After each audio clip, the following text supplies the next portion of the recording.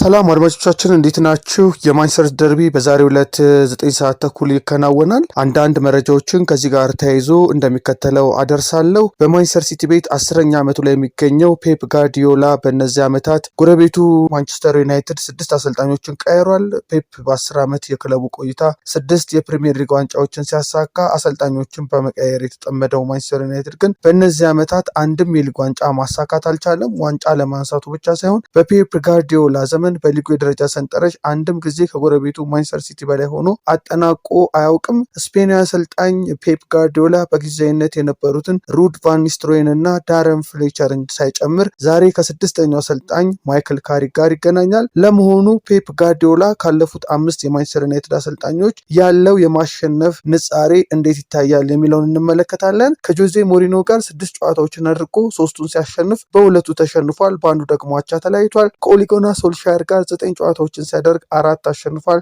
4 ተሸንፏል፣ በአንዱ ነጥብ ተጋርቷል። ከራልፍ ራኒክ ጋር 1 ጨዋታ አደረገ፣ 1 አሸነፈ። ከኤሪክ ቴን ሃግ ጋር 7 ጨዋታ አድርጎ 4 አሸነፈ፣ 2 ተሸነፈ፣ 1 አቻ ተለያየ። ከሩበን አሞሪም ጋር 3 ተጫወተ፣ 1 አሸነፈ፣ 1 ተሸነፈ፣ በአንዱ ደግሞ አቻ ተለያይቷል ማለት ነው። ይሄ ደርቢ ለ198ኛ ጊዜ በኦልድ ትራፎርድ በዛሬው ለ9 ሰዓት ተኩል ይደረጋል። የአሰልጣኞች መቀየር አንዳች መፍትሄ ያለመጣለት ማንቸስተር ዩናይትድ በሁለተኛው ሳምንት የእንግሊዝ ፕሪሚየር ሊግ ከምንጊዜም ተቀናቃኙ ማንቸስተር ሲቲ ጨዋታውን ያደርጋል። እስከ ውድድር ዓመቱ መጨረሻ የተሾመው የቀድሞ ተጫዋቹ ማይክል ካሪክ ማንቸስተር ሲቲን በመቅጠም ትልቁን ፈተና ይጀምራል። ማይክል ካሪክ በማንቸስተር ዩናይትድ ቤት አጀማመሩን ለማሳመር ወደ ሜዳ በሚገባበት ጨዋታ ከአፍሪካ ዋንጫ መልስ የብሪያን ምቤሞ እና አማድ ዲያሎን ግልጋሎት የሚያገኝ በመሆኑ ግቫርዲዮል እና ሩበን ዲያዝን በጉዳት ላጣ የሲቲ ተከላካይ ትልቅ ፈተና እንደሚሆን ይጠበቃል። በተቃራኒው ደግሞ አንቷን ሴሜንዮን በአጥቂ ክፍሉ ላይ ጨመረው ማንቸስተር ሲቲ አሁን ላይ በማጥቃቱ ይበልጥ አስፈሪ ሆኖ መቅረቡ በቀላሉ ግቦችን ለሚያስተናግደው የማንቸስተር ዩናይትድ የኋላ ክፍል ተጨማሪ ፈተና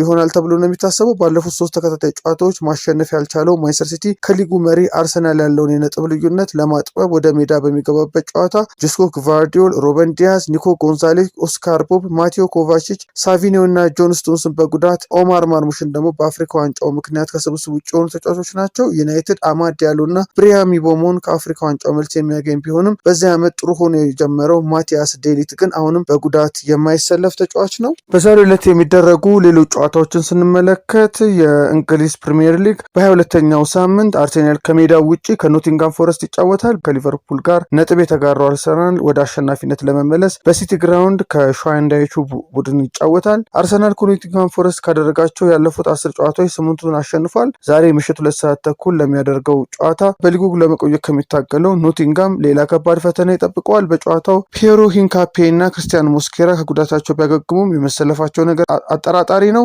ማክስ ዶማን ግን አሁንም ጉዳት ላይ የሚገኝ ተጫዋች ነው። ሊቨርፑል አመሻሽ 12 ሰዓት ላይ በሜዳው ከበርንሌ ላይ ይጫወታል። ያለፉትን 3 ተከታታይ ጨዋታዎች ማሸነፍ የተሳነው ሊቨርፑል ባለፉት 6 ተከታታይ ጨዋታዎች ማሸነፍ ካቃተውና 19ኛ ደረጃ ላይ ከሚገኘው በርንሌ ጋር ነው የሚጫወተው። አሰልጣኝ አርነ ስሎት ከኮነር ብራድሌይ ውጪ አዲስ ጉዳት እንደሌለባቸው ተናግሯል። በሌላ ጨዋታ ባለፉት 5 መርሃ ግብሮች ማሸነፍ ያልቻለው ቼልሲ በተመሳሳይ ሰዓት ከብሬንፎርድ ይጫወታል። በተቃራኒው ጠንካራ እንቅስቃሴ ላይ የሚገኘው ብሬንፎርድ ካለፉት 6 የፕሪሚየር ሊግ ጨዋታዎች 4ቱን ያሸነፈ ሲሆን በሊጉም በ33 ነጥብ 5ኛ ደረጃ ላይ ተቀምጧል። አዲሱ የክለቡ አለቃ ሊያም ሮዝኒየር በፕሪሚየር ሊጉ የመጀመሪያ ጨዋታውን የሚያደርግ ይሆናል። ሊድስ ዩናይትድ ከፉላም፣ ሰንደርላንድ ከክሪስታል ፓላስ እና ቶትናም ሆትስፐር ከዌስትሃም ዩናይትድ ሌሎች የዛሬ መርሃ ግብሮች ናቸው። አድማጮቻችን የእነዚህን ጨዋታ ውጤቶች በቀጣይ የምናደርሳቸው ይሆናል። መልካም የጨዋታ ጊዜ።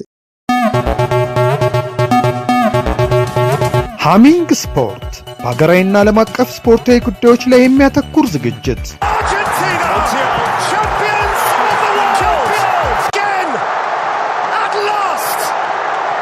በሃሚንግ ስፖርት የስፖርት ዜናዎች፣ በተመረጡ ርዕሶች ላይ ውይይት፣ የእንግዳ ዝግጅት፣ የስፖርተኞች ግለ ታሪክና የሴቶችን እግር ኳስ በልዩ ሁኔታ ይዳስሳል።